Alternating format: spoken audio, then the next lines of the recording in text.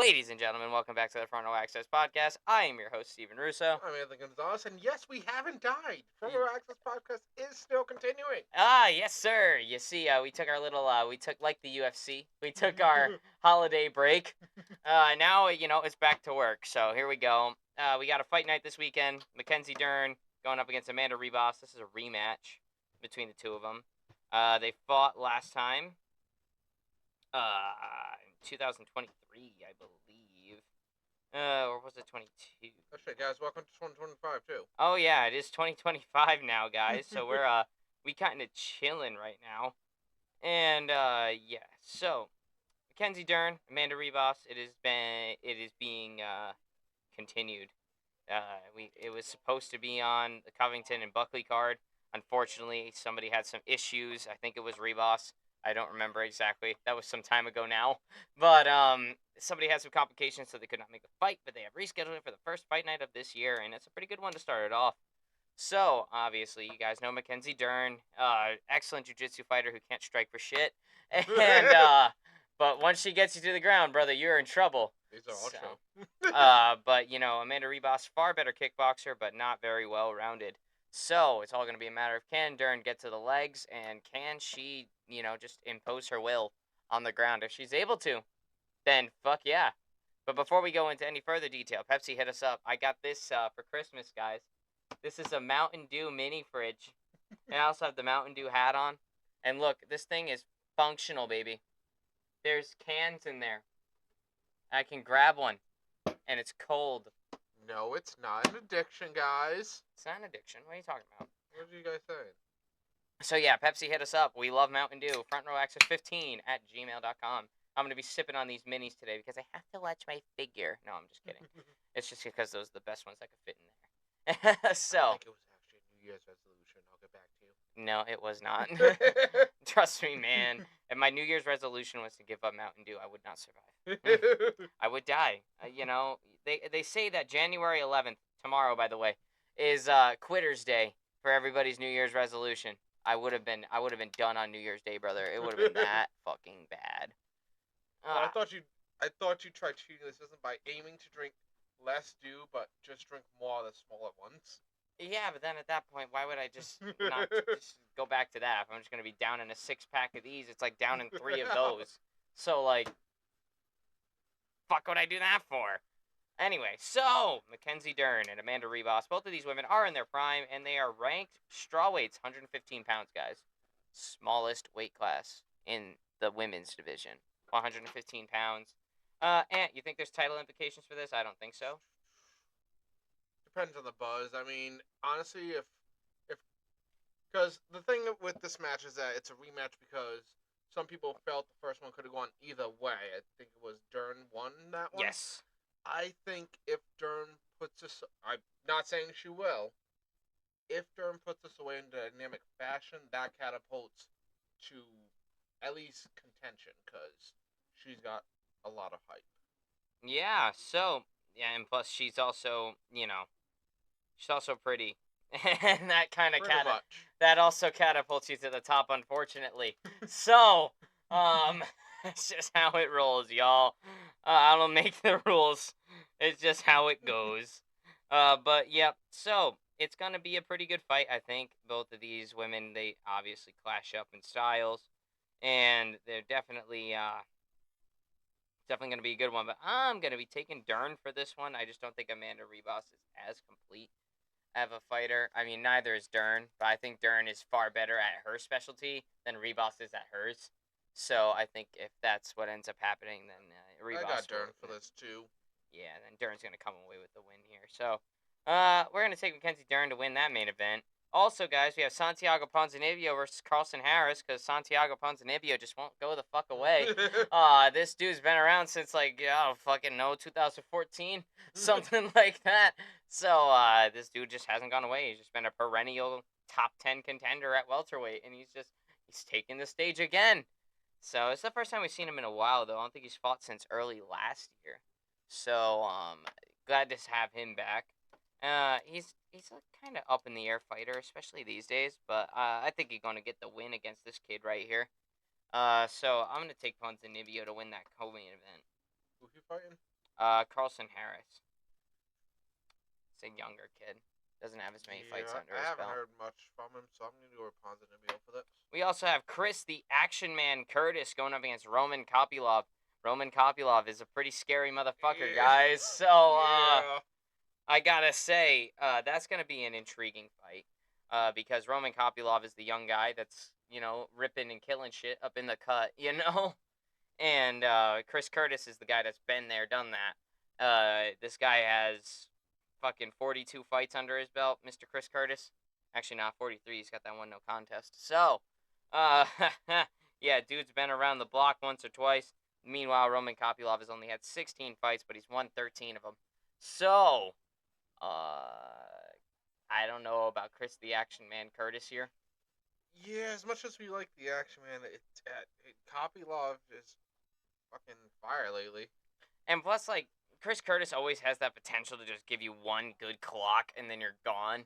But I don't know if he's going to hit that on somebody that moves as well as Roman Kopylov and someone who is as well-rounded as Roman Kopylov.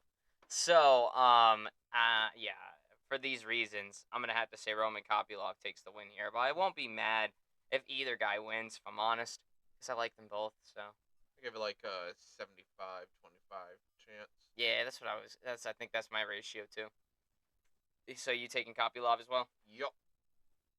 Yep, so that's all the notable fights on here. We also have Cesar Almeida on here. I don't know too much about his opponent, so we're not going to go in depth about that. But Cesar Almeida just got here through the Contender Series not that long ago.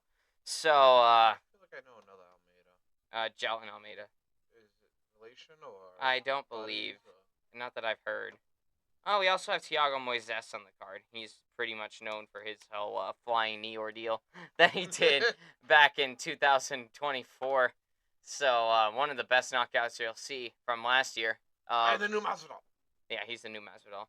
But speaking of, you just mentioned him. God, what's his name? The other Almeida. Jalin Almeida. Jalin Almeida is actually fighting on UFC 311, which is what our main focus is going to be today. Because, guys, we about to peak at UFC 311. like the first pay-per-view of the year is going to be pretty hard to match up for the rest of the year. I think I've already gone over the card like multiple times now, but we're gonna fucking do it again because we haven't been here for 3 weeks. So, Yeah. We did catch in TKO news. We caught, Raw and SmackDown. And had a bunch of fun. we had Raw on Netflix. That was an excellent Netflix debut for Monday Night Raw. It was a very good show. Although I didn't quite get what the fuck happened with The Rock. I think it was just promotional. I'll be honest. I think that was like board of directors Dwayne Johnson, but dressed in character. Yeah. Did you see? Didn't say you'd be on the next showing of NXT. Yeah. Yeah, he cut a pretty he cut another like really promotional promo, but then he had some heel elements to it. So I think we're gonna be seeing the final boss. It's gonna be Bloodline Rules sooner rather than later. But by the way, congrats on getting your Ula follow back. Oh yes, Mr. Roman Reigns has won his Ula Fala back from Solo Sikoa. So but I don't think the Bloodline storyline ends there. Nah. I think they just wanted to quiet the flames so Cena's return can take the stage this year. Yep. So they're gonna put that away, and Cena came back. He cut a little promo on Raw. It was a fun time. I jumped out of my seat when he came out. So I was like, "Let's go, everybody! Shut the fuck up." This man is gonna will Super Cena to show up. I am, man. I want Cena to fucking win everything this year. Royal Rumble, let's have him win that shit. Elimination Chamber, he winning that shit too. Money in the Bank, fuck it, sure, let's give him another one. Intercontinental Championship, let's do it. 17th World Championship at the same time, let's do it. I want military cut, 2007, prime John Cena saluting in the camo hat, running down to the ring in the jorts, okay? I want that this year. And he just declared himself for the Royal Rumble, but that's another podcast for another day, probably with Gavin. So I was saying another host. Mm-hmm. But we did watch, obviously. Also, Tiffany Stratton's your new women's world champion on the new year edition of SmackDown. Saw that coming so far away. New year, new champ. That's exactly what I said. And I think Tiffany Stratton's going to hold on to that title until WrestleMania, where I think she's going to face Charlotte Flair. Returning Charlotte Flair, because I think Charlotte Flair returns at the Rumble. spoiler alert for my prediction for the Women's Royal Rumble. I think Charlotte Flair returns at the Royal Rumble and wins the Royal Rumble. So, because Charlotte Flair. And I think we're going to have a dream match between Tiffany Stratton and Charlotte Flair. But the real question is, when will Pretty Deadly release their musical? Soon. Soon, my brother. Soon. I can't wait for that shit. But yeah, that's WWE though. We're gonna be talking some UFC right now. Obviously, we have UFC 311. It's next Saturday, guys. Headline is Islam Makhachev versus Arman Sarukian 2. Their rematch from 2019, and it's crazy how far both of them have come since 2019. Let me tell you something. I've watched their first fight recently, just to recall how it went, and both of them were unranked. Both of them, they didn't know what was coming for them in the next couple of years, man. Let me tell you something. It was Arman Sarukian's debut in the UFC, and they gave him Islam Makhachev. And obviously, we didn't know anything about Islam at the time, besides he was just Khabib's guy. Yeah, I was gonna say, was Khabib at the ringside then? And Khabib was already, the champion at that point in time. So, Khabib was up here. He already did the fight with Conor to this point, so he was waiting on his fight with Dustin Poirier. And then Islam Makhachev had this fight against Arman Sarukian, a debuting Arman Sarukian at that. And their first fight, I can't really judge it too much to give it any kind of warrant towards how their next fight's gonna go, because they're both just so fucking different now. Leaps and bounds. Leaps and bounds different. But when they did fight the first time around, it was really close. It okay, I wouldn't say it was close, but it was competitive. Like Arman Sarukian was able to keep up with Islam's grappling and Islam's striking. But then again, Islam has improved tenfold since then, and so has an Arman. So Arman hasn't lost a fight since then, I think. So I'm just saying, and obviously Makhachev hasn't lost a fight since 2015 when he got knocked out. So I mean, guys, these are two guys that don't lose, and they're gonna fight each other, and it's the best fight you can make at lightweight right now. It really is. So I mean, you got Islam Makhachev, the champ. Obviously, he's been a good champ, and he has a chance. He's a fun fact, Anthony. I don't know if I told you about this, but Islam Makhachev has the opportunity next Saturday to beat the lightweight title fight win record. If he beats Arman here, he will be the first lightweight to 5 title defenses. Oh. So everybody else has only done 4 and then lost the belt, unfortunately. But like Khabib didn't lose the belt; he relinquished his belt, but he only did 4 defenses and then relinquished the belt. Well, 4 lightweight title fights, and he was done. So, if Islam Makhachev wins next Saturday night, January 18th, brother, he's the best in lightweight title fights, arguably. And could he be better than Khabib? I don't know. I mean, by the statistics, you would say yes, but like, just Khabib was so damn dominant. That guy just walked through people. Islam goes through wars. So, I mean, which makes Islam a far better fan favorite fighter, because he just goes out there and just dogs on people. I mean, you and I were there at his last fight. If it wasn't for that ankle pick. But, Islam went through a war even before that. I mean, his last fight was against Volkanovski, the head kick round 1, which, we're just gonna. But the Volk fight before that. But the one right before that, war. So I mean, and then even his fight with Charles Oliveira, even though he submitted him in the second, war. So I mean, Islam puts on good fights. He's got a very well-rounded fighting style. You guys don't need me to tell you about Islam Makhachev. He's the best guy on the roster. We talked about him every single time. You guys don't need me to tell you about him, but he is the best pound-for-pound fighter on the roster right now. Fuck all y'all John Jones Glazers. Islam Makhachev is number 1 right now. He is number 1 pound-for-pound. I don't get how people glaze Jones, I'll be honest. Honestly, he's just a dickhead. But, I mean, he's a good fighter, but everything else, He just dodge the good fights. Yeah, he just dodges the good fights. And there's, like, no alignment with him, and there should be an alignment between him and Aspinall, but there really is, like, no further developments on any of that shit, so we're just going to be sitting and waiting for now, because that's just what we do with John Jones now. So, fuck all y'all John Jones Glazers. Pound for pound number 1 fighter in the world right now, Islam Makhachev. Okay? I mean, the guy, he does it all. He's Khabib with better striking, my friend. So, he just doesn't got that flying knee that Khabib has. That But we've seen yet. yeah, that we've seen. Maybe he pulls it out of his ass in this fight. But I think it's gonna be a close one. The odds, though, let me tell you about the odds. That they're not as close as I would like them to be. You know, It's because gonna these be overwhelming for fucking Makachev, Makachev. which I mean, fair, but at the same time, It should be closer. it should be I closer. don't even have to look at that dart to know this. Yeah, it's so crazy. We have here we are right here, 311. I got the odds coming up right now.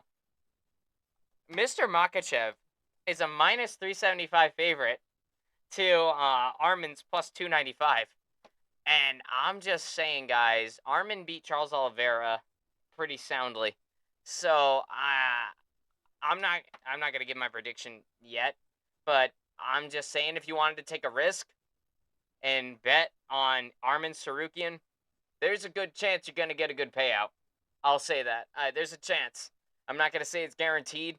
Plus, we're not really a sports betting podcast. Nope. We talk about things we like. We talk about things we like, not money. So, I will say, we like do. yes, we love do. We like the hard do. I got some of that in there too. We're over 21. I promise. I'm 21. He's 30, right? 30. Yep. And yeah, so we're good, guys. Also, we like Prime. We'll display that when I have some, but I don't have any right now. So anyway, odds are not as close as I would like them to be for this main event. I know we usually conclude with main events, but I'm being lazy today. I'm just gonna go down the card from top to bottom. Great So, coach. I'm just saying those odds aren't as close as I'd like them to be. Both of these guys haven't lost since they fought each other, and Armin is very well rounded and has a lot of power, and Islam is very well rounded and has a lot of speed and technique. It's gonna be a fight between two guys just in their prime, getting ready to go, number one contender versus the champion. So could Armin pull off the upset? I'm not counting it out. I'm gonna be real, but I'm still going to. Avoids ankle picks. Oh, yeah, if he avoids ankle picks, you're good. But overall, I'm still gonna say Islam Makhachev is a more complete fighter. So I will be taking Makhachev to win this fight, but barely. I think it's gonna be really hard for him, or maybe he'll just prove me wrong. Just go and Masvidal this motherfucker in the first round. But I'm just gonna say it's gonna be a close fight, and I think the odds are lying to you. But I think you'd be safe if you wanted to take a risk on Armin Sarukian. But I just think overall, you'd be better off with Islam. He's just been more consistent with his fights. He goes out there, you know what to expect, and it's just dominance. Armin, he's had his moments where he makes some dumbass mistakes. Even in his fight against Charles Oliveira, he made some dumbass mistakes. So, does he have the tools to beat Makhachev? Yeah, I think he is probably the most likely guy to beat Makhachev right now. But I'm still going to be taking Islam Makhachev to win this fight, but barely. Maybe like a split decision, or maybe a Hail Mary submission in the fifth round, like he did against Dustin. I'm gonna say that this isn't gonna go to decision. I think both of them want to definitively say who's on top. And while I feel like Islam's a bit overconfident, I still think he'll be able to put Sukin away. So you're taking Islam for this one too. Yeah. Method, Uh, just a finish. it's not gonna be it's not gonna be judges. It's No not going to judges. scoreboard. Yep. So you're gonna be taking Islam Makhachev. We're taking Islam Makhachev for this one, but man, Armin Sarukian is the real deal, guys. This guy is the rightful number one contender. So I mean, he just beat Charles Oliveira, bro. And I think we can both agree on this though. Whoever wins this fight gets Charles Oliveira next. Yep. So I mean, after that stellar performance against Michael Chandler, come on, you got to give him one more shot. Even if it does end up the same way their first fight happened, if Islam is to win, or if Armin is to win, if it ends up like their first fight, I don't matter. I think after a stellar performance that you put on against Michael Chandler, you deserve a title shot. So winner of this, their next person coming up is gonna be Charles Oliveira. What about Poirier? I don't think Topuria is gonna go up to lightweight yet. I think he's got one more fight at featherweight, and then I think he's gonna either go for champ status or he's gonna vacate the 145 belt and just fight at 155. He's already said on multiple occasions that he has trouble making 145 because he's a pretty big guy. So, I mean, and you're a pretty big guy, you're cutting a lot of weight. And he has a lot of muscle to him. That's a lot of water weight he's cutting, and not so much body fat because the man is shredded. So, yeah, I think Taporia might have to get the winner of either Islam versus Charles 2 or Armin versus Charles 2. I think I think he'll move up then. But I think Topuria needs one more fight at featherweight. But even if he does move up to lightweight now, I mean, the dude just beat Volkanovski and Max Holloway in back-to-back fights. I mean, I'm usually not one for to say like to move up after 2 title defenses. I think you need at least 3 before you can even think about moving up. But in that case, when you knock out 2 of the greatest of all Number one, time, number two. when you knock out number 1 and number 2, man, I'm not mad if you get a double champ opportunity, because he's the guy that cracked Max Holloway's chin, and he's the guy that knocked Hulk out again. So I mean, ugh. I was gonna say on note, since we mentioned Chandler earlier, what the fuck's Gregor doing? I think he's just. You I mentioned think Champ he's. Champ. What the fuck is he doing? I think he's done. Guys, I don't think Conor McGregor's coming back. I'm gonna be real. I don't think he's ever gonna fight again. But he did the Ultimate Fighter with Chandler. Yeah, I don't think he's gonna follow the rules. He's Conor McGregor. But yeah, guys, I'm gonna be real with y'all. We love Conor, Prime Conor. Not so much now Conor. Now Conor's a bit of a bitch and kind of a piece Roadhouse of shit. wasn't that bad. Roadhouse was funny. That movie was shit. Like as like a movie, like story wise and like cinematography wise, that movie was shit. But like, But Proper Number 12's good. yeah, Proper Number 12 is pretty good. I don't mind the whiskey. But nah, guys. I think the dream's dead, guys. I don't think McGregor's coming back. I think he's done. So I've lost all hope. I think as soon as he pulled out of that fight with Chandler, he ended his UFC career. So I mean, UFC 325, Greggy versus B. I think that might be the only fight that gets him back in the octagon at this point. And I already know if they try to pitch that rematch, Khabib's gonna be like, "No, brother.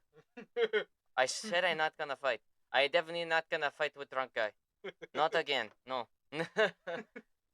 So I think he's just gonna be running bare knuckle fight club, selling his whiskey, and dealing with legal battles from now until he's 40. Then he'll just fade into obscurity. I'm sorry, I totally just spat in your direction. On his Lambo yacht. On his Lambo yacht. So anyway, co-main event's pretty exciting too, guys. I mean, we have 2 title fights in the 2 best divisions in the UFC.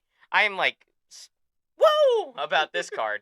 We have our newly minted bantamweight champion in Merab, the Machine Davalishvili, just ragdolled Sean O'Malley back in September at the Sphere. And Umar Nurmagomedov, who's coming fresh off of a win against Corey Sandhagen, who was on a 3-fight unbeaten streak until he ran into Umar Nurmagomedov. And yes, that name sounds familiar. Umar Nurmagomedov, yes, he is related to Khabib Nurmagomedov. Looks like Khabib's gonna have a busy night. He's got Islam to coach. He's got Umar Nurmagomedov to coach. The dude just shouldn't even go back to the green room. He should just be like, okay, fight's over. I'm just gonna stay right here. Give me a chair. Yeah, bring out next one. Bring out Islam. I'm done here. I already in corner. I'm not going back out there. You can come down here. Yep.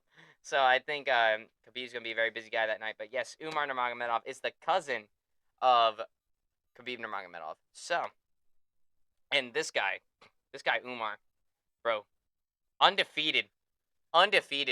This guy has not lost in 18 professional MMA fights. He's a fucking problem. The guy can kick like a mule. That's for sure. Like, I'd say, like, arguably his best strikes when he is striking are his kicks, which is crazy for a wrestler who's, like, heavy and wrestling based to have good kicks. Usually, if you're heavy in the wrestling base, you're going to have good boxing because you have good upper body strength. Nah, this guy kicks like a mule, and he can take you down. So, I mean, Umar Nurmagomedov, he is something to behold, and he's not, like, a boring wrestler. Like, he will strike, and then when he takes you down, he smash. You know? And that's going to be a good time. The guy has not lost, and he's beaten some pretty notable guys, Corey Sandhagen being his biggest win to date. And I even called it back when that fight happened that was a number 1 contender fight. Here it is coming true. Do I think Sean O'Malley gets another bantamweight title shot if he wins his next fight? Sure. Do I think his next fight should be a title fight? No. Because I don't think he did enough as bantamweight champion to warrant an immediate rematch. So, Umar Nurmagomedov is here. Merab Dvalishvili is on the other end. And you guys, he's 18-4. He's got a couple more fights, but they fight very similarly. They're both very heavy wrestling based. They're kind of even built the same way, like the same kind of body build. So honestly, I think this is gonna play out to when you have two wrestlers going up against each other. It's either not a matter of if it hits the mat, but when it hits the mat, or it could also just end up being a play on the striking. Like you never know. Like it's gonna get competitive on the feet, and if you're gonna stand and bang with each other as two wrestlers, man, Umar Nurmagomedov is gonna crush you. So I think they will wrestle, but Umar's far better, and I don't really see a world where Umar Nurmagomedov loses this fight. I think we're gonna hear the words "and new bantamweight champion of the world, Umar Nurmagomedov," and we have another person from Team Khabib as a champion in the UFC. So, give me Umar Nurmagomedov by round 3 submission. I got Umar Nurmagomedov for this too, but I think it's gonna be round 2. Round 2, yeah. Merab is great because the dude just keeps going, but like having a good gas tank is only so good when you're going up against somebody that just smashes people. And Umar just goes out there and smashes people, man. That guy's a fucking problem at 135.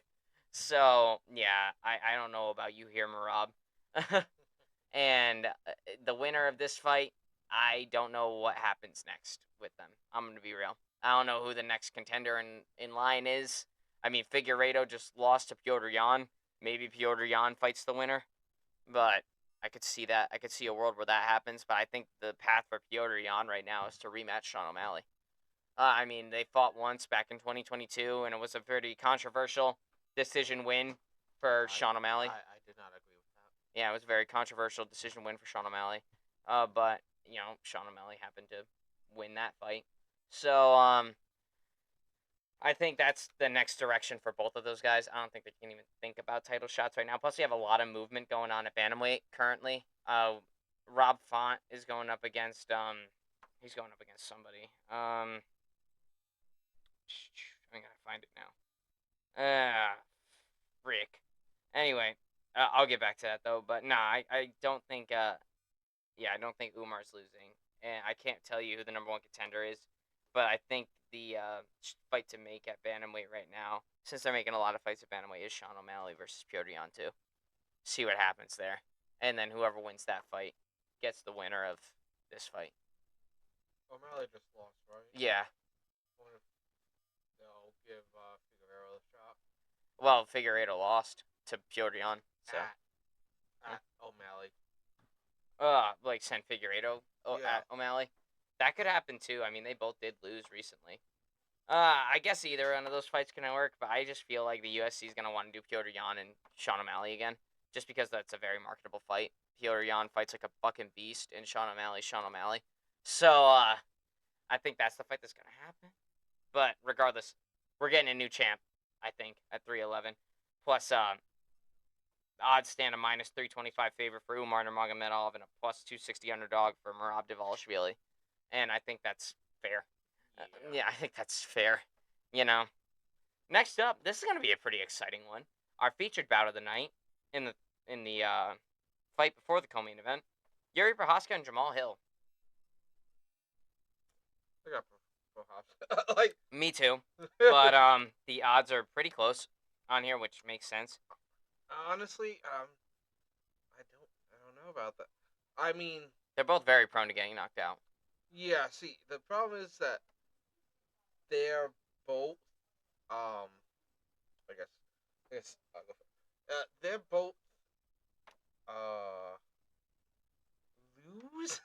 Yeah, they both lose a lot, and very prone. They're very chinny. They get knocked out a lot.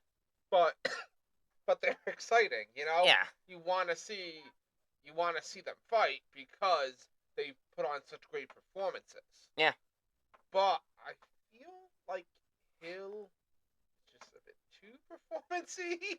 Yeah, like he gets caught up in the lights a little bit too much. He likes to showboat and the trash talk. So, uh, And I think Graves just he's got a path he's going for.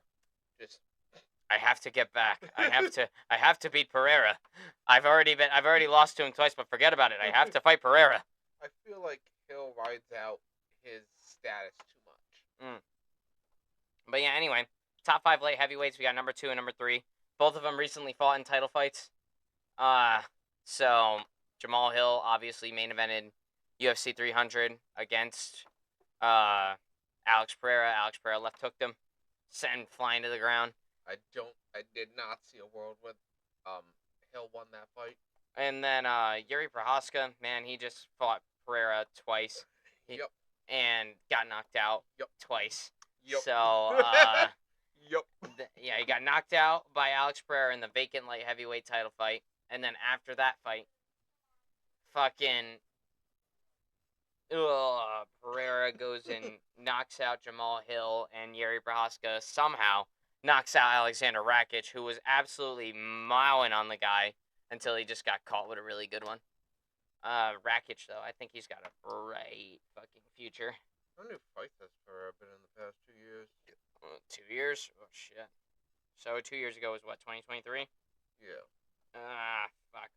When did he fight in 2023? All right, so he got knocked out against Israel Adesanya in their second fight in UFC.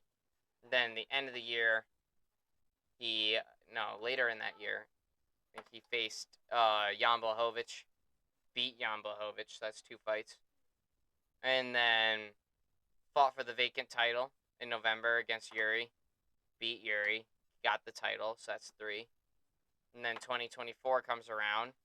He main events 300, knocks out Jamal Hill. Then he main events International Fight Week, head kicks Yuri Prohaska. And then he fights Khalil Rountree and finishes him in the 4th round. So the dude has fought, what's that, 7 times? In 2 years? That dude is speedrunning the UFC, man. I was thinking you said Islam's pound for pound. What designates that title? Just how your skills are. Like if you got well-rounded skill set and you win a lot, you're good. I think Pereira's number 3 on that, number 2 right now. So I mean he's right underneath Makhachev, and I think John Jones is number 3 currently. So yeah, that's how that rolls. It usually comes off of winning streaks and comes off of how well your skills are. Like pound for pound means like regardless of weight class. So if you've been in your weight class ripping and killing shit, which Pereira has been doing, ripping and killing shit at light heavyweight, he's gonna get higher pound for pound number. Same with Islam, going crazy at lightweight, fighting the best guys. Also, you have to fight people that are like above you in pound for pound rankings to go up them. So it's pretty hard to make it to number 1 unless the person at number 1 loses. Like when Leon Edwards knocked out Kamaru Usman. Usman was pound for pound number 1 at the time. After a couple months later, Volkanovski was number 1. So I mean, that's just how it rolls. It's kind of hard to get to that number 1 spot unless number 1 loses. So if number 1 loses, so if Islam loses to Sarukian, good chance Alex Pereira moves up to pound for pound number 1. That is if he wins his next fight, which he isn't scheduled for a fight yet. He will be soon, probably. That guy's active as fuck. But anyway, Yuri Prohaska, Jamal Hill, both guys fought against Alex Pereira recently in title fights and got knocked out. I don't see a world where Jamal Hill beats Yuri Prohaska. I mean, Yuri Prohaska's a wild fighter himself, but like, I think he's gonna be too wild for someone that calculates strikes like Jamal Hill to banter with. I'll be honest, this is more like an 85-15 for me. Yeah, no. But we could get surprised. Yeah, never know, but I'm taking Yuri Prohaska for this fight. Who do I think Yuri fights after this? I want to see Yuri Prohaska and Jan Blachowicz. Either Jan Blachowicz or Alexander Rakic, whoever's available. I want to see Yuri fight that guy. Or maybe have Yuri fight Khalil Rountree. I think Rountree might get the loser of this fight. So I think if Jamal Hill somehow beats Yuri, Yuri is next for Roundtree, and vice versa. So yeah, that should be a good fight though. I think it's gonna be exciting. But I don't see a world where Yuri Prohaska loses this fight. So I'm gonna take Yuri Prohaska by round two. No, not even round one knockout. Uh, But I like end of round one. I think Yuri will say round two. I'm not counting out Hill. I am. Like I said, 85-15. Next up, another pretty exciting fight between some top 10 lightweights. I hate saying that because this guy just had a massive fall from grace. Beneil Dariush, the number 9 ranked lightweight. This dude was always like number 3, number 4 my entire time watching UFC. He just had such a fall from grace. The dude's just been losing. Took a head kick against Charles Oliveira. Took a fucking right hand from Armin. It's just been a crazy fucking few years for Beneil Dariush. This guy who is just never meant to be champion. Like at this point in his career, I don't think he'll ever do it. He came as close as he could in like 2022 and just never made it. So I don't think the UFC likes him very much. That's why they didn't give him, because I mean before like the Charles Oliveira fight, you got to keep in mind, guys, Dariush was on like a 10 or 9 fight winning streak going into that Charles Oliveira fight. So I mean, like he if he beat Oliveira there, like highly unlikely, but if he beat Oliveira there, he probably would have fought for the title, or at least the UFC would have had no choice but to make him fight for the title because Charles Oliveira lost, and Charles Oliveira, even though he's the more marketable one, he just lost. So they would have had to force Beneil Dariush to. That hat's making me a little uncomfortable. It didn't look comfortable. It was a little uncomfortable. I don't really like those like netting hats all that much. Like I think they call them trucker hats. They just don't feel right. I'd rather just like cloth or like polyester or something. But this should be a pretty fun fight. It's Beneil Dariush and Renato Moicano in the second fight on the main card. Two top 10 lightweights. Renato Moicano, just the ultimate comeback guy lately. He'll be getting his ass handed to him and then somehow finds a way to win. I mean, Jalen Turner, beating on that ass, came back and he beat him. Who else? Who did he fight last? I gotta check. Hold on. He fought Benoit Saint Denis and just fucking murked him in that fight. I'm like, damn. Poor Benoit got slept by Dustin Poirier and then mauled on by fucking Renato Moicano. So, I think American Top Team has BSD's number. But Renato Moicano is the favorite to win this fight. He's a minus 225. He's been winning lately. I think he's on a 3-fight win streak. And Beneil Dariush's been doing nothing but losing. And if I'm being real with you guys, if Beneil Dariush loses this, I think he's hanging it up, y'all. I think he's gonna retire. He's already been out of the game for over a year now. So I'm like, ooh, poor Beneil. He was a good fighter. He just wasn't exciting. You know. Let's get him and Ferguson in a double retirement match. No matter who wins. Oh, him and Ferguson already fought once. And Beneil beat him. I think it was. So let's see. Justin Gaethje ended Prime Tony.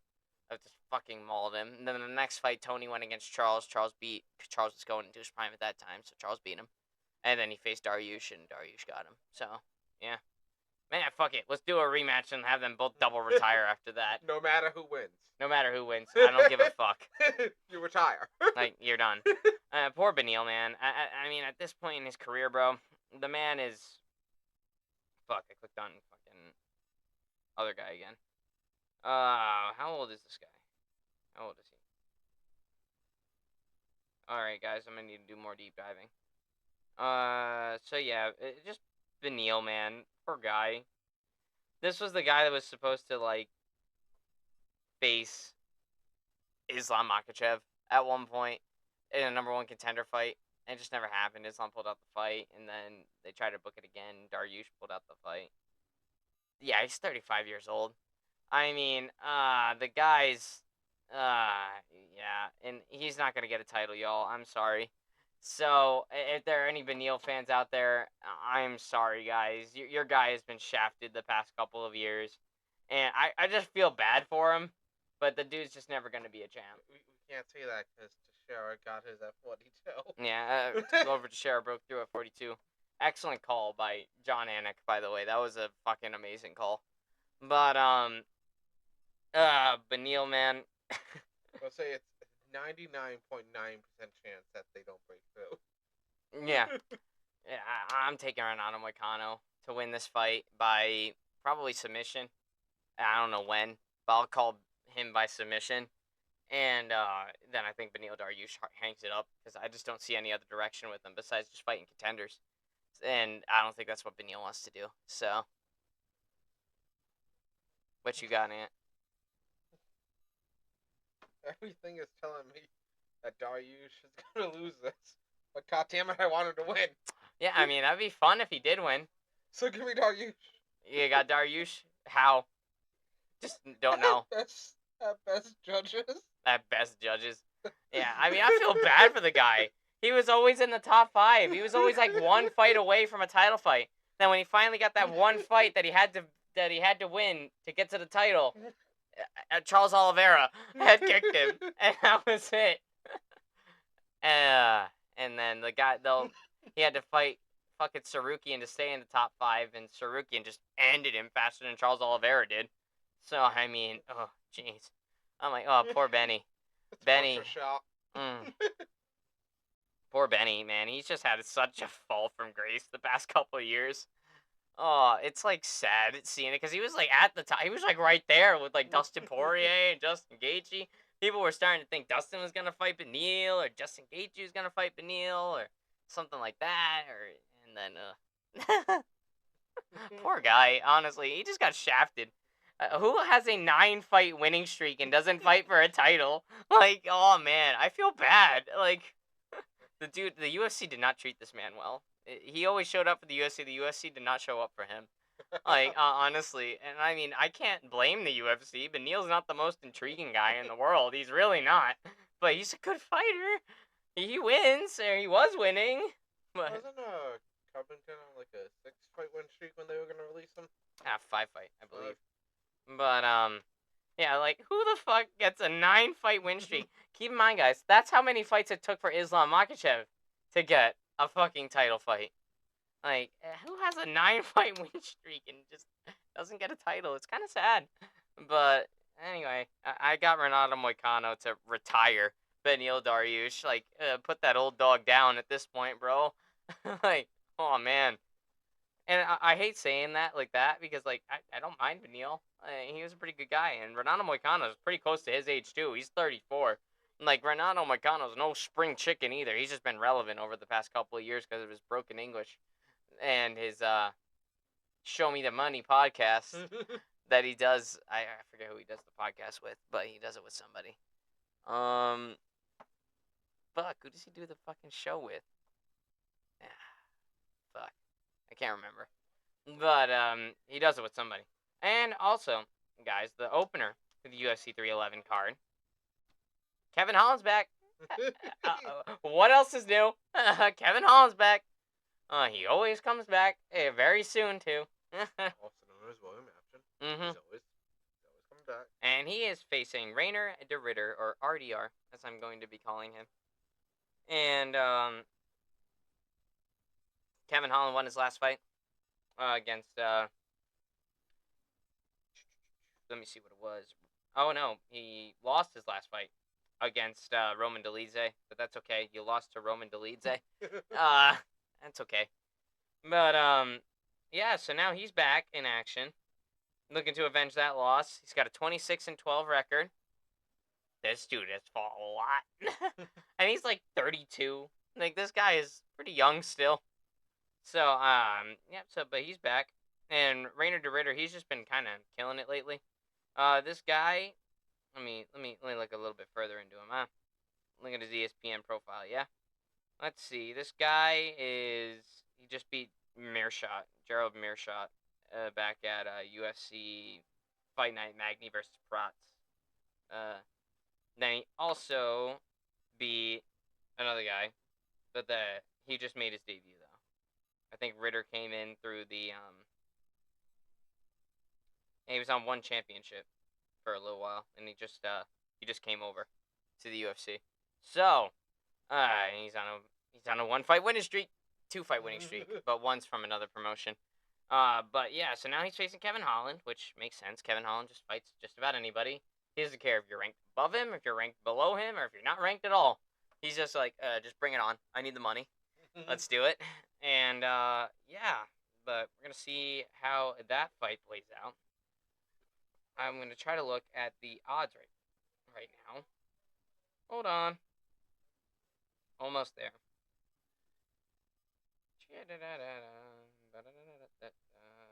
This is going to be a minute because my phone is being gay.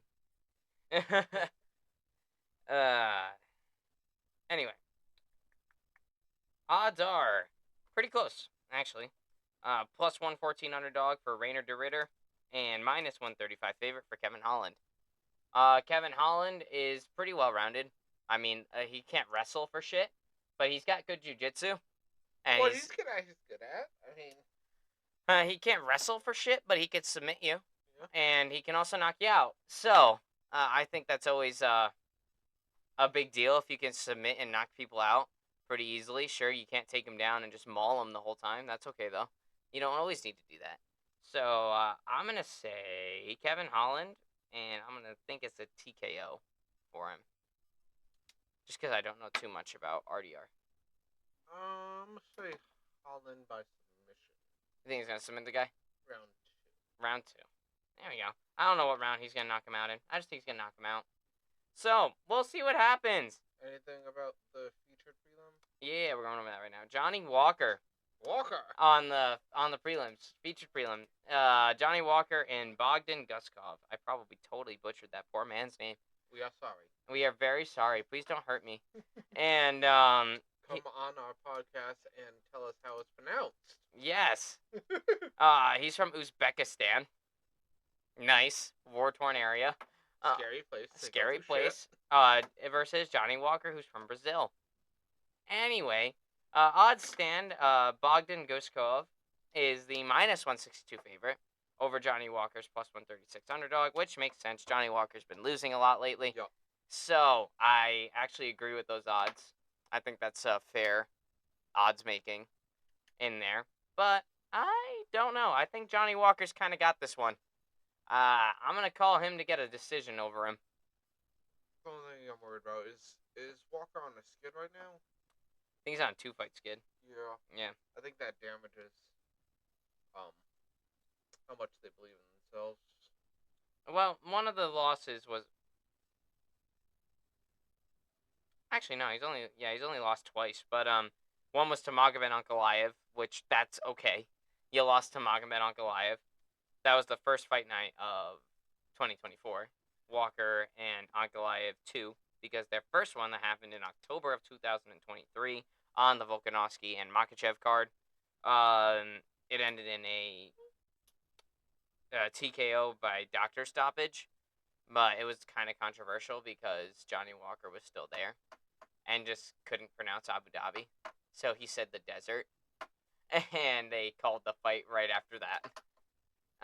And then there was they were talking trash to each other for a little bit, and then I was like, I think everybody was like, yeah, they got to run that back, and then they ran it back, and Magomed Ankalaev sent him flying in the second round. So, yeah. And then he went against Ozdemir on a fight night back in June, and Ozdemir sent him flying in round 2. So, the guy was fighting top 5 guys. Now he's back down to fighting top 10 guys. So just because I'm worried about Walker not believing he can get it done, I'm going to say he's going to lose this one. Yeah, he's going to lose this one. What are you going to call? Finish? No. Decision loss? Yeah, decision. Yeah, I think this fight's going to go to decision. But I think it's going to be a fun one, regardless. I'm going to pray and hope that Johnny Walker wins, but yeah, I'm going to take him. I'm going to take him for now, just because I think he's going to want to avenge those 2 losses. But, yeah. So I'll take Johnny Walker. You'll take Guskov. We'll see what happens. Odds are pretty close, which I think is fair. Johnny Walker's been losing lately, so it's all right. Peyton Talbot's also on the card. One of my most intriguing prospects that I have. You watched our Front Row Access Awards. He was a nominee for Breakout Fighter of the Year. And this guy's got this weird, like, circle tattoo right at his solar plexus. And it, like, is mirrored perfectly on his backside. I don't know why he just has a blacked out circle there, but fuck it. Do you, man? That sounds like the sign of a hollow in the Elite franchise. That might be it. He's a pretty young guy. He's late 20s, so yeah, he's Peyton Talbot, guys. I think he's the biggest fucking favorite on this card.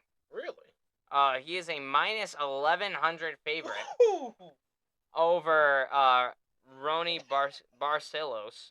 I totally butchered that man's name too. I'm sorry. Come on the podcast, clarify it. And he's the plus 700 underdog. Yikes. So,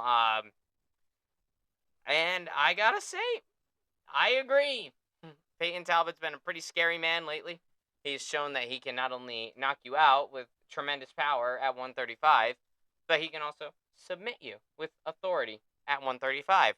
So, this kid came up from the Contender Series in 2023. I remember watching his Contender Series fight and just thinking, God damn, the fuck is this kid on? You know? So, I'm going to be taking Peyton Talbot by whatever the fuck he wants in whatever fucking round he wants. So, give me Peyton Talbot by whatever the fuck he wants.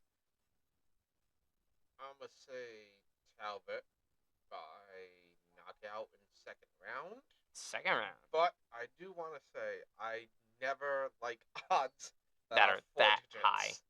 Yeah, because I mean, remember fucking Brundage? Remember Brundage and Nickel? I was like, how the fuck is Nickel a minus 2,000 favorite? Actually, no, I think he was more than that. I think he's like a minus 3,000 favorite on that card, 300. But I am taking Peyton Talbot by whatever the fuck he wants in whatever fucking round he wants. So, yeah. We also have João Almeida on the card. He just took a loss to Curtis Blades recently. But yeah, he took the loss to Curtis Blades back in March of 2024. But he's also beaten Derek Lewis, and in his fight back on June 1st of 2024, he beat Alexander Romanov. So, guy is really good. He's built like a refrigerator. Can definitely tell you that. The man is built diff. And he's got tremendous power and great wrestling and counter wrestling. He came up short against Curtis Blades, which is fine. You came up short to Curtis Blades. He's been in the top 5 of heavyweight for years now. So, João Almeida is still young. I think he's 33 years old. So, yeah, he's still got some time left. And he's still hanging around the top spot of heavyweight. So, he's facing Sergey Spivak. Opponent that they have in common is Derek Lewis. They both beat Derek Lewis the same way, ragdolling him. So, because that's just how you beat Derek Lewis. You make him grapple. Because then he's going to be like, man, I don't want to do this shit. I want Popeyes. But, watch out for this fight. I think this is going to be a good one. Expect Dana White to do, if you don't know, now you know, for this one. Because I think this is a sneaky fight on the card at heavyweight that's going to be really, really good. Because they're both guys that are rather new. And they're both making a name for themselves. And they're both coming off of wins right now. At least I think. Let me check. Oh, God. Spivak's record. Sergey Spivak. His last fight. Yeah, he beat Marcin Tybura. So, yeah. Keep in mind for that fight. Watch out for that one. That's going to be a good one. But I will be taking João Almeida to beat Sergey Spivak. Barely. I'm saying late submission. Round 3.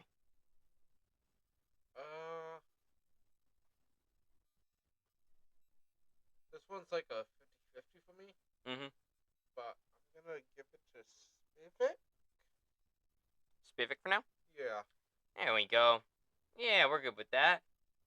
Let's see. What else we got? Early prelims is actually a couple of good ones on here, too. Grant Dawson is on the early prelims. He's another guy from American Top Team, trains with Renato Moicano. trains with Armin Sarukian, trains with Dustin Poirier, coming out of a good gym. So, Grant Dawson, I think he's on a winning streak right now. He's 30 years old, young man, in his prime, or at least approaching it, and he's on a 2-fight winning streak. He went undefeated in 2024, and both of them are by finish. So, guy's doing good things. He's doing all the right stuff, and he's facing Diego Ferreira, who I haven't seen fight in a while. I think that might be something to keep in mind. I don't have the odds for this fight, but I'm going to say Grant Dawson by knockout, round 3.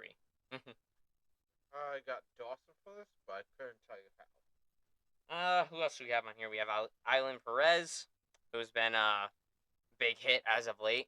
She's been very popular in the prelims and in women's bantamweight. She's bringing some life to that division, along with Kayla Harrison, bringing some personality in there. Whether it's for better or for worse, she is a little promiscuous, to say the least. But that's whatever gets you there, man. Do your thing. But yep. So she's 11-2. She's also on a winning streak right now. Actually, I think she might have lost her last fight. Now that I'm thinking about it, no, she did not. She's actually on. Oh shit. Oh fuck. Hold on. She's on a 6-fight winning streak. Shit. Yeah, give me her. Yeah, she's on a 6-fight winning streak, and the way she fights is overpowering in the wrestling department. So it's very rare that you see people at bantamweight, especially, and the women's division in general. And it's kind of sad because women don't really always have the best like grappling opportunities. They can get like judo and jujitsu, sure, but they never really get like real deal wrestling, and it's kind of sad. Because like you look at most of the UFC roster, it's fucking filled with a bunch of male wrestlers, right? And there's not a lot of female wrestlers. Island Perez is one of them, which is what sets her apart from everybody else in that division. She puts her right there. I think if she wins this fight against Carol Rosa, then I say she gets top 15 next. I mean, you don't bring up that much of a fucking winning streak and not get a ranked opponent next. So I'd say somebody ranked. Let's get her to go into the top 15, try to break into the top 15 of women's bantamweight. Get some more eyes on her than there already are. And we'll call it from there. So I'm going to take Island Perez by decision for this one. I got Island Perez for this too. By what way? What does it say? What her wins have been by, or mostly decision, and decision and a couple. I think 2 submissions and 4 decisions. Yeah, So I like decision then. yeah, because I think she's just gonna top pressure, overpower you, just beat you down on the ground. So I will take Island Perez to beat Carol Rosa by decision, unanimous, 30-27, maybe even 30-26 if it's that bad. So we also have on the card. Oh, wow. Tagiro Umbekov is on this card, too. That's another guy from Team Khabib. Jesus, Khabib's gonna be a fucking busy man. He's gonna roll in a limo of just all his guys. Oh, Jesus. He got the first fight of 2024 is Tagiro Umbekov and Clayton Carpenter. And Tagiro Umbekov is in Team Khabib. He trains at American Kickboxing Academy with him. And then, so he's gonna get the first fight and the last fight of the night. And the co-main event. Damn, Khabib. Okay. Your fighters have been busy lately. I saw a picture on Twitter a couple days ago. Everybody was just laying on the ground. They were fucking dead. Khabib's just sitting in a stool in the middle of the mat. And the mat is like covered in sweat. I'm like, damn. And I guess that's what it's like to have Coach Khabib. Makes sense. If you sweat a lot, bleed a lot in training, you win the fight. So And you wrestle bear. And you wrestle with the bear. So there you go. Yeah. So that's everything that I think to mention on here. Oh, by the way, I'm taking Tagiro Umbekov to knock out Clayton Carpenter in like round 1. By the way, so Clayton Carpenter, I will give props for props are due. He's 8-0 right now. Dude is not lost. But he's going against someone that's 15-2, been in more fights, and he's a little bit older. He's a little bit older than Tagir Ulanbekov is 33 years old in the flyweight division, and Clayton is 28. Clayton's on an 8-0 win streak right now, but man, Tagir Ulanbekov, bro. I just can't deny those guys from Team Khabib, man. I just can't.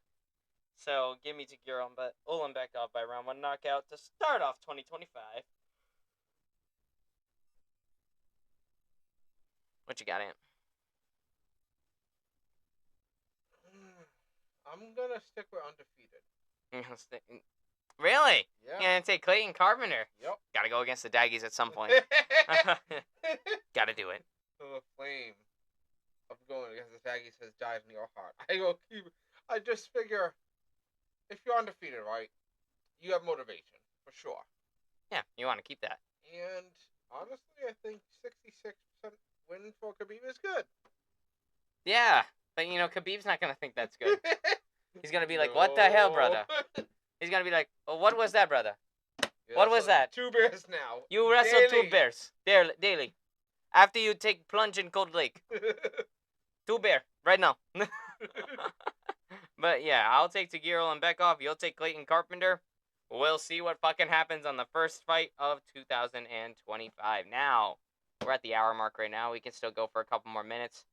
Maybe not complete in total what we think is going to happen in 2025, like full in-depth. But we're going to go over some shit that I think is going to happen and Ant thinks is going to happen in 2025 this year in UFC.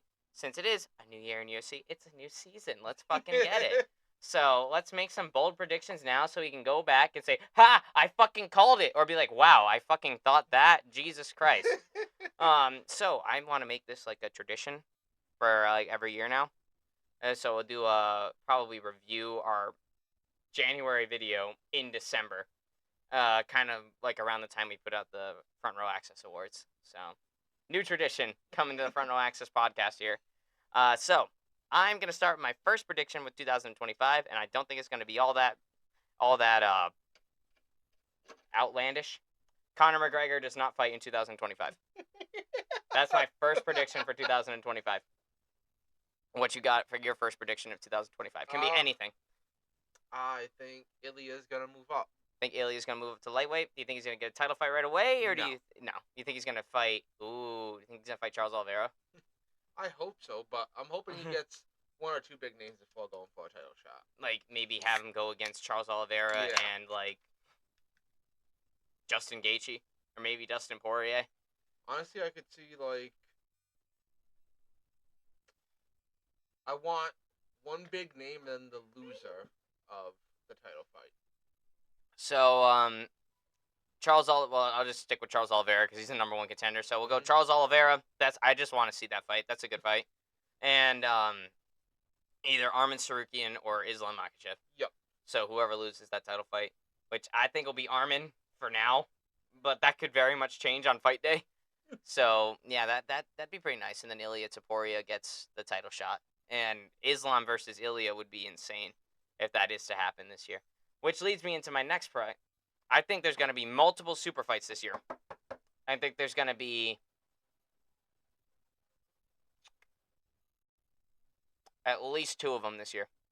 I think at some point Pereira's going to challenge for the heavyweight title. Whether it's John Jones or fucking Tom Aspinall. We got 2 up there right now. But I think at some point Pereira's going to move up to heavyweight and try to fight for a title there, whether it's interim or undisputed. Probably Tom Aspinall, now that I'm thinking about it. But because he's the interim champion. And Jones never accepted the fight. Of course not. So I think Alex Pereira is going to move up to heavyweight and challenge for the heavyweight belt and probably lose at heavyweight. But I still think that's going to happen.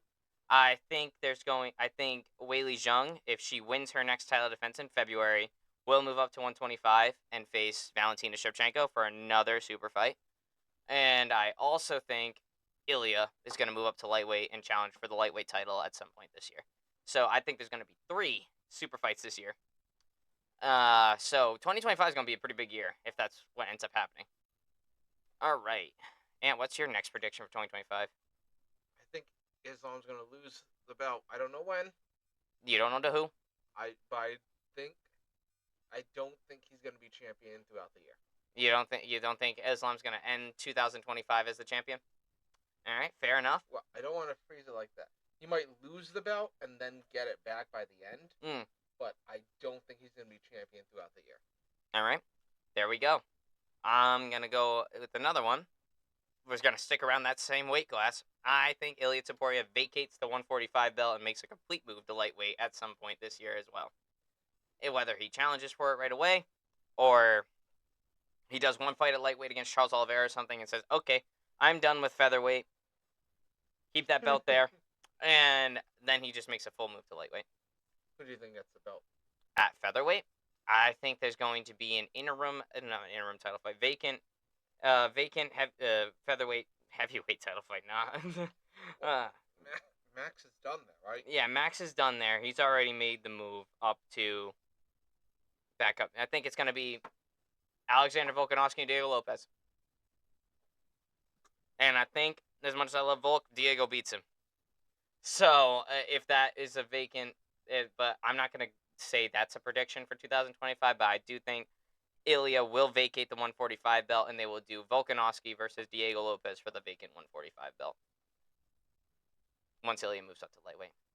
Other prediction for you?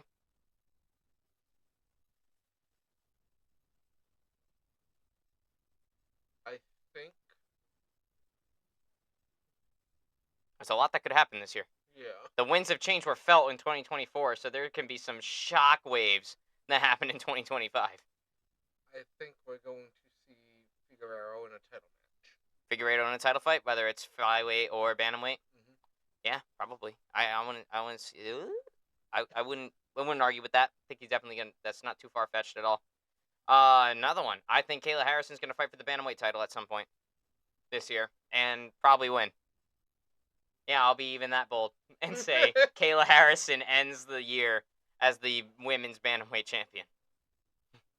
I was gonna say, I feel like we're gonna have a lot of changes in women's titles this year.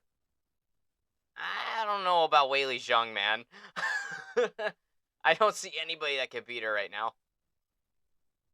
Unless you're That's true. unless you're Rose Namajunas. Rose comes back. Unless your name is Rose Namajunas, I just don't think you beat Weili Zhang. I feel like we'll see official retirement of Jones. John Jones. Tony. Fucker needs to get out of there. Fucker needs to get out of there. I'm sorry. Yep. Trying to think of who else has done enough, to leave.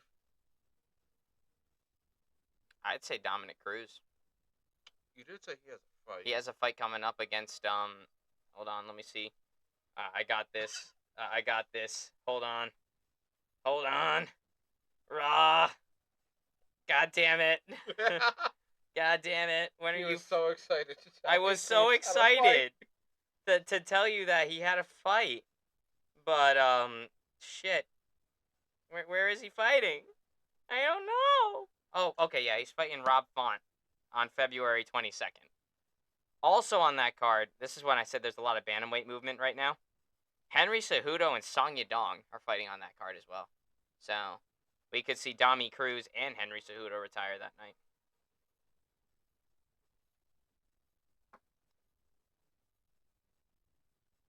Dominic Cruz has already come out and said he's going to retire, so that's like not even a prediction at this point. That's just happening. Facts. I think that's just what's going to happen. Like, that co-main event on February 22nd is the end of Dominic Cruz's UFC career, which is crazy.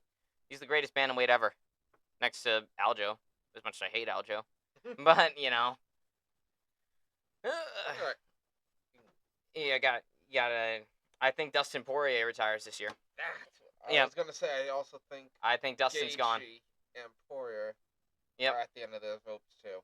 Yep. I don't know if I think Gaethje might have one fight in 2026 and then retire. But he could definitely retire this year. But I'm almost certain Dustin Poirier retires this year. I feel like Gaethje 2 fights. He already said if he gets knocked out like he did at 300, he's done. So, I feel like you can have one fight at the start of the year, one fight at the end to kind of close it out. Yeah. So I'm gonna say Dustin Poirier makes his full retirement from MMA and moves away from the sport completely. I don't think he goes and coaches. I don't think he does any of that. I think he just goes, hangs out with his wife and daughter, and just lives his life. Show his face occasionally on the analyst desk. What's Adesanya up to? Adesanya's fighting Imavov on February 1st. I don't think he'll retire. Nah, I don't think he's done yet. I think there's still more to be done. What do you think's happening to Whitaker? I don't know, man. After that crazy injury that he Right. got against Hamza, it's Jesus, man. We might not see him at all this year. You know what? That'll be my next prediction. Robert Whitaker doesn't fight in 2025. I'm gonna go ahead and say it. As much as I hate to say it, I don't think Robert Whitaker fights in 2025. And you think Pereira's going up and losing, right? Yeah. I'm not going to say it's going to be Pereira, but I think we're going to have a new heavyweight champion. I think it's gonna be either Tom Aspinall or someone else. Well, I know, like I said, Jones better fucking retire and get out of there. I don't know if Aspinall is going to hold it, though. I don't think he will. Yeah. All right. I got you with that. My next prediction of the year. I'm gonna be real, guys. Dracus du Plessis ends 2025 as the middleweight champion. I don't think that man's losing the belt to Sean Strickland, and I don't think that's a spoiler for the 312 podcast, but I think Dracus beats Strickland. I'm gonna be rooting for Strickland, but I don't think he's gonna beat Strickland. I think he's gonna beat Strickland and end 2025 as the middleweight champion. Because the dude just keeps on fucking winning when he shouldn't. I feel like is it not is it Marino who's champ right now? No, Moreno's not champion right now. At flyweight, It's not Royval too. What the fuck's his name? Pantoja. Pantoja. Yep. I think Pantoja won't have his belt Yeah. end of the year. I think. Who's gonna take it from him? Hold up. I think that I hope it's Volk, but I'm not gonna say he's gonna have featherweight when Ilya goes up. Already said Islam isn't gonna have, won't have it throughout the entirety of the year. Jones, fuck no. I'm sorry. Fuck no. I'm Fuck no. sorry. Please, Jones, go away. Du Plessis, I can definitely see him retaining. Yep. And I'm going to say that Pereira is still going to have that light heavyweight champion. Think he's still gonna have the light heavyweight I championship? do think. Maybe he'll try an attempt up, fail, and just Continue to rip it across light heavyweight. Because I think he does want that match against Adesanya. Yeah, I think he's waiting for Adesanya at light heavyweight. Like, come on, man, move up, move up, move up. I think honestly, if Adesanya loses to Imavov on that fight night, he could very much move up. That might be his next direction, is to fight Pereira again. I mean, those two are forever going to be intertwined with each other for like the rest of their respective UFC careers. I always picture that lemonade stand conversation we have. Adesanya opens up a lemonade stand. Adesanya's kid opens up a lemonade stand. Alex Pereira. Pereira's kid is just across the street. Alex Pereira's kid with a pitcher of lemonade and a bunch of cups. Yeah, they're forever going to be intertwined for the rest of their careers. So I think if Israel Adesanya loses to Imavov, then I think his only direction is to either A, retire, or B, fight Pereira and maybe get a shot at being a two-weight champion. How many people with the old guard do you think are still going to be around? By the end of this year? Oh, jeez. Right? Man. Not many. I think Brian Ortega is going to be gone this year at some point. Dominic Cruz is already going to go. I think Henry Cejudo is probably going to go. I'm surprised he even came back. Me too. I think Kamaru Usman's going to probably go. Usman's going to fight. I think Usman's going to fight in 2025, but I just don't think he's going to stay on the roster going into 2026. Tony, he's got to go at this point. He's just got to fucking get out of there. I'm like, dude, I can't bear to watch you lose anymore. If he just doesn't show up for the whole rest of, MMA, I'll be cool. Yep. Israel Adesanya might have one good year left in him, if he chooses. But even he could go away. I'm not ruling out that potential. I mean, contender Izzy lost, which is insane. Dustin Poirier's going. Well, Ortega, Volk might even go. I'm not even yeah, sure. I was iffy on that one. I think he still has I think he's gonna. If he, enough moxie in. I say, if Volk wins his title again, he'll stay. If he doesn't win his title again, he won't stay. Oh, that's the other one I was gonna say. Oliveira, back to Oliveira loss. Yeah, that's another crazy one. I think Charles is gonna stay for another year though. Oliveira, he's too crazy to leave. I think Oliveira retires in 2026 at the end of it, or 2027. But yeah. So another one that I think is gonna happen this year, Pereira's gonna fight Ankalaev at some point. He just has to. Do I think he beats Ankalaev? I think he's got a good shot. I'm never counting him out. I'm gonna be real. I think he's got a good shot. Because here's the thing. Everybody likes to spruce up Magomed Ankalaev as like this ultimate, like, holy shit, this guy's terribly, like, awesome and he's gonna beat everybody. I'm like, dude, he almost got finished off of leg kicks from Jan Blachowicz. Do you think he's gonna eat as many leg kicks as he did against Jan Blachowicz against fucking Pereira? I don't think so. I think he's gonna. I think Pereira actually has a really good chance of beating Ankalaev. And I think people overhype Ankalaev a little bit. Just a little bit. He is really good. Don't get me wrong. The guy can fight anywhere, but I think he's a tad bit overrated. What you think Pimblett's doing? I think Pimblett fights Michael Chandler this year. I think that's a good fight. And I think that's the only fight that Chandler has to take right now because he's not fighting up. He's got to fight down at this point because he's already lost to everybody in the top 5 at least once. So, some of them twice. Oliveira, for example. I think Michael Chandler has to fight a contender this year if he wants to stay relevant in the UFC, and I think his contender that he's going to fight is Paddy Pimblett. Does Chandler win that fight? Maybe. Does Pimblett win that fight? Maybe. I don't know who wins that fight. I'm going to be real with you because they both make such stupid fucking mistakes. And I'm like, what the fuck, guys? Well, that's not the only fight for Chandler. He's still got McGregor. I already said Conor McGregor doesn't fight in 2025.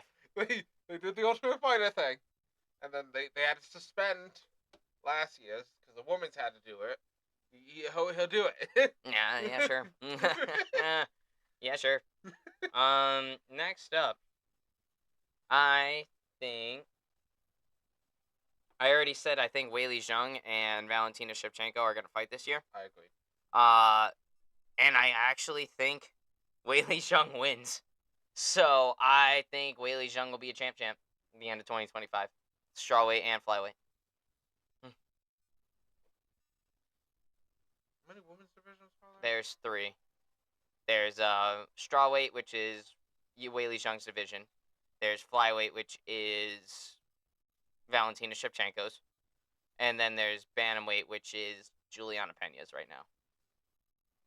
Anyone ever hold all 3? No. I don't know if Weili has the same has enough mass to make 135. She's a tiny tank, but tiny is the adjective here. I don't think she can bulk up enough and cut to 135 and have a significant advantage. Those girls are just going to be much bigger than her. So yeah, I think Weili Zhang ends the year as the champ, both strawweight and flyweight. So you think we'll have how many champs do you think we'll have? I think she's going to be the only one. Only one? Yep. But I think we're going to see a lot of champ fights. Yeah. This year. Because if Ilya and Islam is to happen, I honestly like Islam's odds of beating Ilya. But Ilya would definitely test him, for sure. So I would say Islam would retain against Ilya. But turns out we're wrong and Islam just loses it next. Which would be insane, and I don't think Pereira is going to be competitive at heavyweight. Like, Pereira's a big guy, but he ain't as big as those big boys at heavyweight, man. I think he'd be undersized for the division. Do I think he could compete?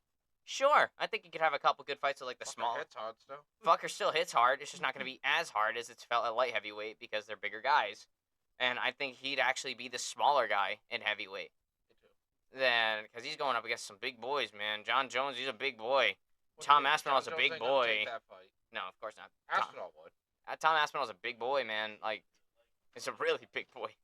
And then you also have a division where there's Curtis Blades in there. He's huge. João Almeida's in there. He's also huge. I just think Pereira would be a little undersized for that division. But I think the only champ we'll have will be Weili Zhang. But we will have multiple champ fights this year. Come on, I just want to see somebody be a champ in my active time of watching UFC. Any other predictions for 2025? No, that comes to mind, really. Nothing that comes in mind? Well, I'll just go over what I think the champions at the end of the year will be. So, at women's strawweight, Weili Zhang. At women's flyweight, Weili Zhang. At women's bantamweight, Kayla Harrison. At men's flyweight, I think it's gonna be... this is a tough one because there's a lot of people at flyweight. There's not a lot of people at flyweight, and most of them have already faced Pantoja, and Pantoja beats them. I honestly, I'm going to go against your prediction. I think Pantoja is going to hold the belt through 2025. So I think he'll remain the champion at 125. Your 135 champ is going to be Umar Nurmagomedov, and it's going to remain Umar Nurmagomedov for years to come. At featherweight, I think I'll be a little bit bold just because I want to see it happen. I say Volkanovski is your featherweight champion at the end of this year. Do I think he stays and defends again? I think he might win the belt and dip and retire the champ. But I don't know. I think your champion at 155 is still going to be Islam Makhachev. I don't think he's going to lose it this year. Maybe next year he'll lose it. But I think right now, nobody that I can see other than... I mean, it's all going to depend on how next Saturday goes, because Armin's his biggest threat right now. And if he beats Armin, then I'm like, I don't know who the fuck beats this guy now. Like, oh, who the fuck's going to beat him? Chandler? Like, I don't know if Chandler's going to beat him. My hope is Oliveira has trained strictly on how to take this fucker down. Yep, but I think Islam Makhachev will hold it through the end of the year. But if he does lose it and regain it, I could see that happening too. That's why I still think he ends the year as champion. But next up, what's after this? 170. So welterweight, our champion currently is Bilal Muhammad. Your champion at the end of this time will be Shavkat Rakhmonov, and it's gonna be Shavkat Rakhmonov for a little bit. But I think he's gonna beat Bilal probably later on in the year, because Bilal really doesn't fight that frequently. Neither does Shavkat. So I think the next fight to make at 170 is Shavkat and Bilal. It was already supposed to happen, and it didn't happen because infections happen. And so I think your 170 champion at the end of 2025 will be Shavkat Rakhmonov. Do I think he holds it all the way through 2026? No. Welterweight's really healthy with a lot of young contenders right now. I think Shavkat will lose to one of them at some point. Whether it's Ian Gary again, or it's Jack Della, or it's Sean Brady, I don't care. Somebody's going to beat Shavkat in 2026. 2025, probably not. So I would say Shavkat wins the belt and holds it through 2025 and probably loses it in the middle of 2026. Next up on my list here is 185. I already said that. I think Drakus ends the year as your middleweight champion. I think he beats Strickland. And actually, he has Hamzat to go through. Oh, shit. You know what? Fuck it. Plot armor. Drakus du Plessis ends the year as your 185 champion. After that is light heavyweight. I think light heavyweight champion will remain Alex Pereira for now. But I think Izzy will challenge for it at some point in 2026. Because I think that's the only direction he has if he doesn't fight for the middleweight title again. Plus, if Hamza is to win the title this year, man, I don't like Izzy's chances against Hamza at all. So I think Izzy's only direction is, if he loses at 185, is to go up and face Pereira again. And then your heavyweight champion's gonna be Tom Aspinall, and John Jones will retire. I don't know if he's gonna retire in a fight. He might just up and retire on an interview or on Twitter and never fight Tom Aspinall. and then I'm gonna be like, damn, that fight should have happened. Like everything in the world said it should have happened, but it never happened. And I think that's just gonna be another one of those Khabib Tony situations, the one that got away. You know, You don't like your reigning defending interim champ? I love my reigning defending interim champ, but he should be the reigning defending heavyweight champ, not the reigning defending interim heavyweight champ. All right, you want to give your lineup for who ends as champion? Starting with women's strawweight. Weili Zhang. Yep. Starting with, and then next is women's flyweight. I don't think Weili's taking that title. Mhm. I mean, granted, great fucking shot at it. Yeah. But you know how I feel about weight class changes. Yeah. No, I got you. I just like Weili Zhang. I know she's great. Yeah. Didn't she almost kill someone? Yeah. Oh, you think Strickland's gonna kill this year? I don't think Strickland's getting his kill this year. Maybe next year. Women's bantamweight. What the top 5 there? That's Juliana Pena. That's Raquel Pennington. That's Kayla Harrison. I think Suarez is up there too.